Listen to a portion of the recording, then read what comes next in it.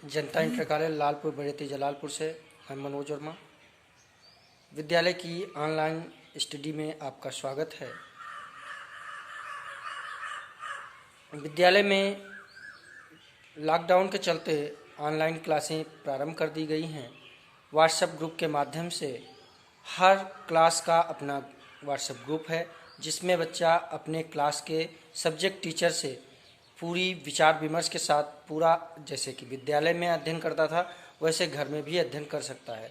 जो भी समस्याएं व्हाट्सएप ग्रुप में जो नंबर दिए गए हैं या व्हाट्सएप ग्रुप के माध्यम से ही उनकी समस्या का समाधान कर सकते हैं। इसके लिए आपको व्हाट्सएप ग्रुप के माध्यम से विद्यालय के दिए गए टाइम टेबल के हिसाब से विद्यालय के सब्जेक्ट टीचर आपके ग्रुप में मौजूद रहेंगे। वो आपकी समस्या का हर संभव प्रयास करेंगे। तो ज़्यादा समय न नष्ट करते हुए आज हम अपने क्लास को प्रारंभ करते हैं। क्लास में आपका स्वागत है। आज हम कक्षा 8 की सामाजिक विषय की पृथ्वी और हमारा जीवन नामक पुस्तक को पढ़ेंगे, जिसमें हमने पहले आपको विषय सूची समझा ही दिया है। उसके बाद आज हम पढ़ने जा रहे हैं इसका पहला लेसन। पहले मैंने आपको सारा कुछ बता दिया है, तो आज हम पढ़ने जा रहे हैं इसका पहला लेसन जो है कृषि मुख्य उपजें हम पढ़ेंगे। तो इसमें क्या है, सबसे पहले हम इसको पढ़ते हैं कि आपने देखा होगा आपके गांव के आस पड़ोस में बहुत सारे लोग इस समय गेहूं काटने के लिए जा रहे होंगे। गेहूं की फसल तैयार हो गई है और ये लोग खेतों में काम करते हैं। क्या कभी आपने अपने पिता या भाई को भी देखा होगा कि फसल बोने जाना, काटने जाना, अनाज लाने जाना, ये सब महत्वपूर्ण कार्य होते हैं। कृषि हमारे देश का सबसे पुराना और महत्वपूर्ण व्यवसाय रहा है। हमारे देश में आर्थिक विकास का में महत्वपूर्ण योगदान भी कृषि का रहता है।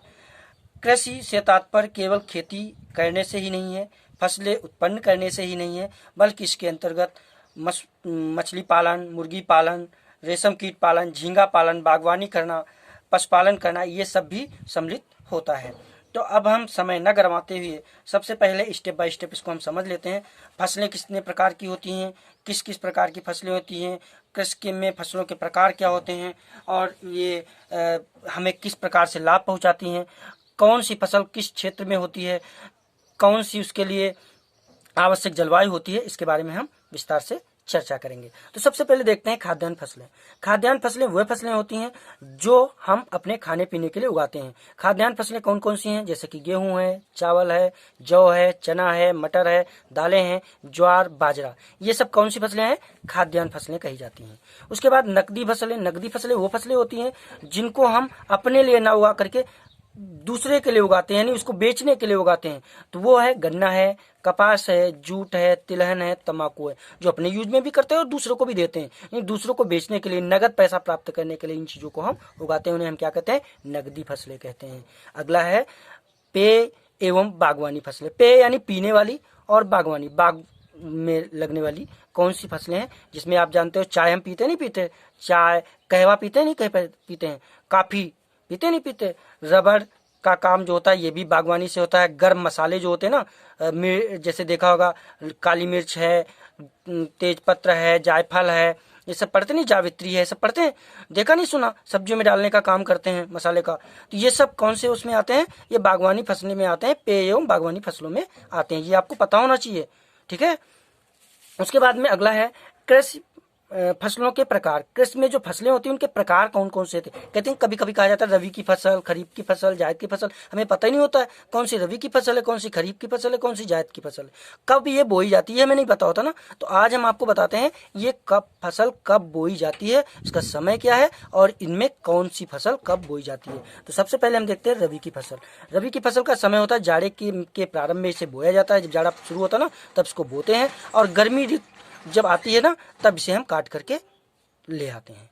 तो ये समय कब हो गया, जाड़े से लेकर के गर्मी तक, यानी जाड़ी में बोया जाता है और गर्मियों में उसे काटा जाता है।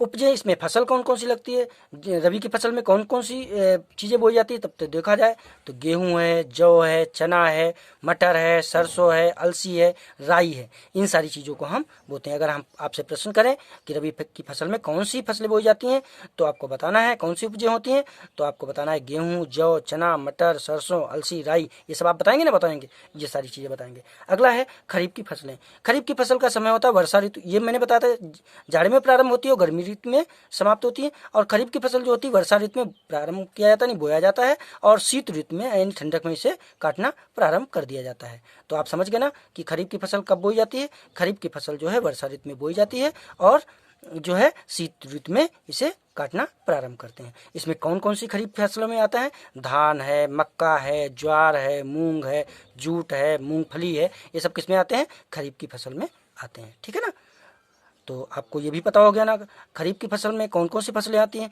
तो धान, मक्का, ज्वार, मूंग, जूट, मूंगफली, ये सब खरीफ की फसल में आते हैं। अगला है जायद की फसल।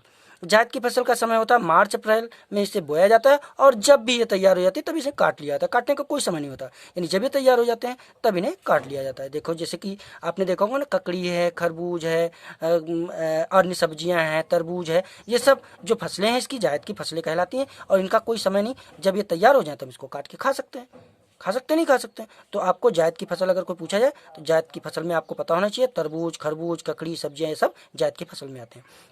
अब प्रश्न ये आता है कि ये जो चीज़ें हमने आपको बताई हैं, सारी चीज़ें हमने आपको बताई हैं, ये कब कहाँ पर पैदा होती हैं, कैसे पैदा होती हैं, कैसी जो है पैदावार इनकी कहाँ पे होती है।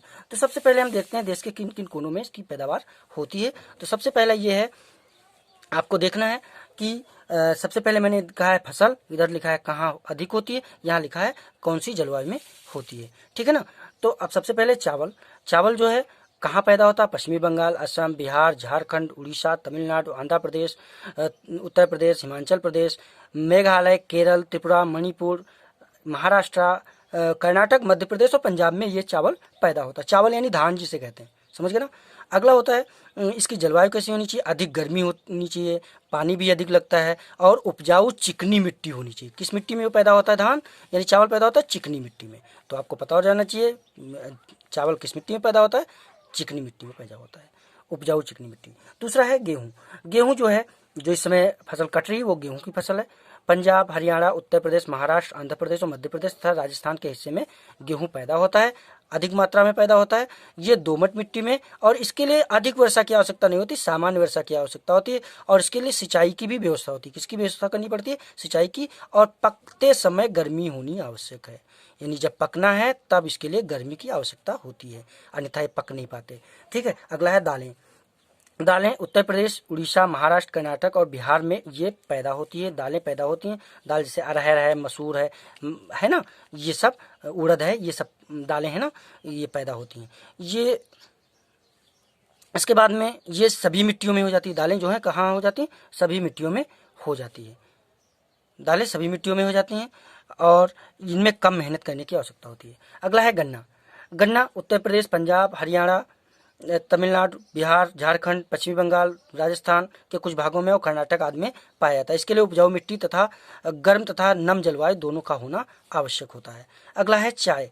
चाय असम, पश्चिमी बंगाल, मेघालय, अरुणाचल प्रदेश, उत्तराखंड, हिमाचल प्रदेश, तमिलनाडु, केरल की पहाड़ी ढालों पर पैदा होती है। आपको पता होना चाय के लिए सबसे जरूरी ये होता है कि इसमें पानी नहीं रुकना चाहिए खेत में, यानी ढालू जमीन पे ये अधिक होती है। ढालू जमीन पे होती है इसीलिए क्योंकि पानी अगर रुकेगा तो इसकी जड़ें सड़ जाती हैं। तो अधिक वर्षा और गर्मी, पहाड़ी ढाल जिस पर पानी न रुके, इसके लिए ये आवश्यक होती है। जैसे अरुणाचल प्रदेश, असम, वहाँ पर ये पैदा की जाती है। अब अगला हम पढ़ते हैं कपास। कपास जो है, कपास महाराष्ट्र, गुजरात, मध्य प्रदेश, पंजाब, तमिलनाडु, उत्तर प्रदेश, पश्चिमी बंगाल, आंध्र प्रदेश और कर्नाटक और हरियाणा में इसकी खेती की जाती है। इसके लिए आपको पता होगा काली मिट्टी और गर्म तथा नम जलवायु आवश्यक होती है। इसके लिए 100 सेंटीमीटर वर्षा और सिंचाई का उचित प्रबंध होना आवश्यक होता है। इसके साथ साथ अगला है जूट। जूट असम, पश्चिमी बंगाल, मेघालय, बिहार और उत्तर प्रदेश के तराई एरियाओं में पाया जाता है, क्योंकि इसके लिए पानी की जरूरत होती है। उपजाऊ मिट्टी, अधिक वर्षा और गर्म तथा नम जलवायु की आवश्यकता होती है। इसके बाद कुछ पॉइंट और मैंने दिए हैं, आपको ये भी जान लेना आवश्यक है, जो कि सबसे पहला है राष्ट्रीय आय। राष्ट्रीय आय किसी राष्ट्र में एक वर्ष के दौरान उत्पादित वस्तुओं व सेवाओं का सकल मूल्य, यानी सब जुड़ा हुआ मूल्य होता है। यह किसी भी देश के विकास का स्तर को बताती है। इसके साथ साथ अगला प्रश्न पॉइंट आता है नकदी फसल। नकदी फसल उस फसल को कहते हैं, जैसे मैंने पहले ही बता चुका हूं कि नकदी फसल वो फसल होती है जिसके उपयोग के अंतर्गत विक्रय किए गए उत्पादित फसल, जो फसल होती है ना, उसके नगद आय की प्राप्ति होती है। उसे हम जो है नगद आय की प्राप्ति होती है, उसका उपभोग कृषक स्वयं नहीं करता है, यानी बेचने के लिए करते हैं, उसे नकदी फसल कहते हैं। तो मैं आशा करता हूँ आपको ये सारा कुछ समझ में आ गया होगा। अब हम इसके प्रश्न आपको दे देंगे जिसके आंसर आपको देने हैं। जय हिंद, जय भारत।